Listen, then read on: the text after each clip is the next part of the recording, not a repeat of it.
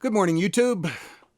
We're coming up on Easter, which is one of 2 or 3 times when I am asked to play guitar at church, which of course I will do.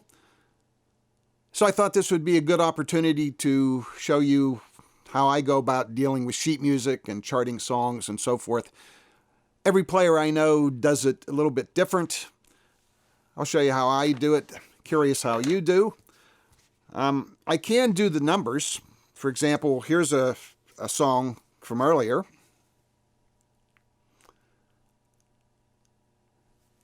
If I have to, I can do the numbers. And if it's an easy song like this one, the numbers work out great.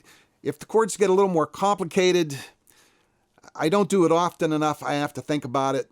So I'll resort to just writing down the notes and so forth, as you'll see in this chart.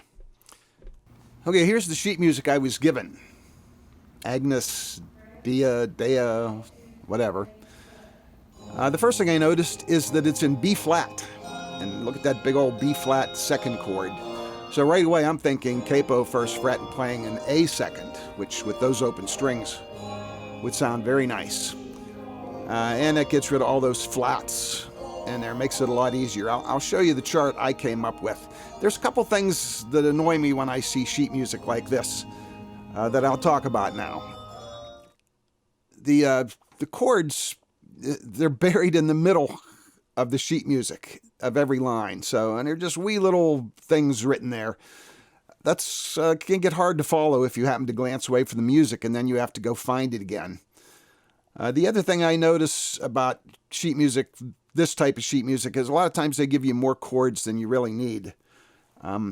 Last night was the first time I heard the song, but when I heard the song, I realized, there were some places where, they had a different chord for every note. You really didn't need that. They had a French horn, they had a trumpet, they had a flute, an organ player.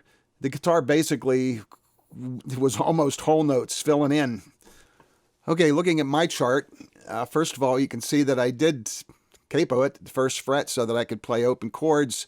An A second chord with those open strings sounds really nice.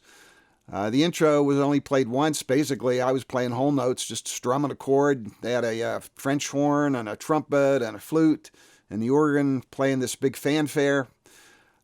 Getting down into the song, it was just a strum pattern. Now, everybody does their own charts their own way, I guess. For me, for example, I know that this D with the A bass is on the third beat. This is the fourth beat. That's just the way I write it. That might not be technically how it is. Same here. And if there was a place where it wasn't obvious, right there, I put a little 4 there. That tells me this is on the fourth beat, and so forth. Down here, even though the music was calling for an A with a C sharp bass, when I played the song along with the piano, it wasn't an organ, it was a piano player, that didn't work. Actually, a B minor, I was playing a B minor 7th, worked much better with what she was playing. So this was a change that I made after actually playing it and hearing it with the orchestra. Okay, for this job, I brought out my Alvarez Yari, I believe it's a DY65, cedar top dreadnought.